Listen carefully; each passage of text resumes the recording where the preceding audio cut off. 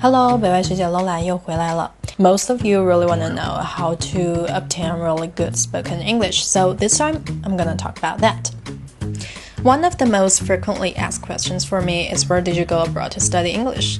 You know what? I didn't. And when I first entered middle school, my English teacher asked 2 students for detention because they spoke such bad English, and I was one of them. So today, I'm gonna speak from my personal experience about how to study English well, how to be able to speak good English without having to go abroad. You guys ready? First, let's look at the definition of good spoken English.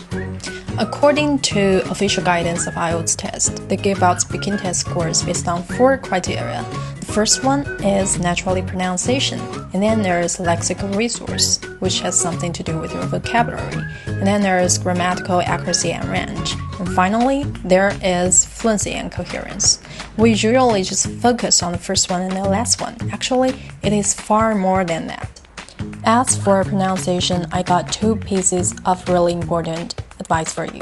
The first one is lay a solid foundation. If you are not satisfied with your pronunciation, you'd better learn phonetics from scratch.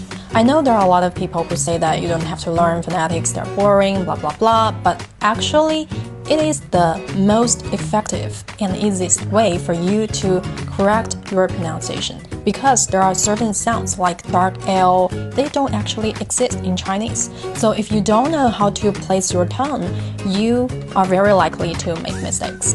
So if you really want to make your pronunciation good, you better, learn phonetics. You cannot get very far by just watching other people. So my second advice is to read things out aloud every day. I think that is the most effective method for me because when you read things out aloud, you have a script in front of you, which means you don't have to think about how to organize a sentence. You will fully focus on your pronunciation. Read things out aloud for like 20 minutes, for half a month, you will tell that your pronunciation is getting better. Let's talk about the second part, which is lexical resource. It actually means you have to know how to use a certain range of words to express what you want to express. When you don't have a big enough vocabulary, it is very hard for you to speak good English because your hands are tied, right? So you have to memorize words, like I said in my first video. So if you don't know how to memorize words, check that video out. And now we're gonna talk about how to practice using words. When I was in middle school, every month we're gonna have a speaking test. And in the test, you will get a slip of paper. And on the paper, there are some words that you have to use to organize your language to talk about a certain topic. I think that is brilliant. So let's come to the third part, grammar. Somebody just asked me in the last post whether it is important to learn grammar. And you know what? If it is not important, we'll not be talking about it today. And it will not appear in IELTS official guidance. So it is certainly important, but you don't have to memorize them. Grammar is actually the rules of a language, but they were formed by different groups of people in a very long time, so they were not stipulated by authorities. That means grammar can be understood by everyone. If you just want to buy a grammar book and read about it, go ahead, but be prepared. It can be boring and frustrating and confusing.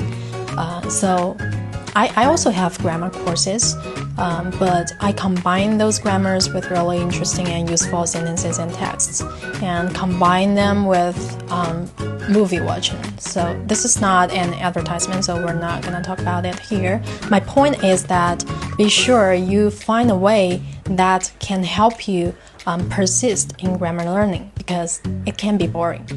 After you've found the right systematic learning material, recite a text once a week. You have to do it like you wrote it yourself. Just once a week. Do that for a month and we'll see. Okay, the fourth one has to do with fluency and coherence. Let's talk about fluency first. If you ever watched native speakers' interviews, you will see that they would often hesitate before they say something because we need time to organize a certain idea. It is the same with Chinese. So, speaking fluently doesn't mean that you cannot make stops. Don't panic when you make stops. I don't like this.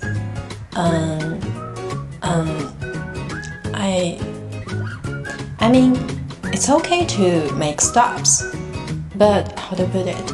You could always use, what's the word? Fillers to fill in those blanks. You know what I mean? That will make your speech feel a lot better. I just used. I mean, you know, how to put it? What's the word? That really makes a difference. Coherence, to me, has two layers of meaning. The first one is that you have to use certain words and phrases to organize your speech and ideas so that it makes sense to other people. So my advice is that every week you find an article or a speech and you outline it. I mean, you put down the points, the main points there, and then you retell it to other people or just to yourself. That will help you learn from the best logical thinking. Coherence, more importantly, also means you don't take giant leaps from certain points to other points. This is a little abstract, so I'm gonna give you an example. I have a debate going on which is meant to help my students get better at logical thinking. We talked about the anti-abortion law, and somebody said women should have the right of abortion because nowadays women have the right to choose what they want to wear, so they should have the right to have an abortion. I mean, this is what I call a giant leap. If it were me, I would probably say, because nowadays we expect a lot more open-mindedness from society, if we are allowed to dress as we like, but we are not allowed to decide whether to give birth, it will cause confusion in society.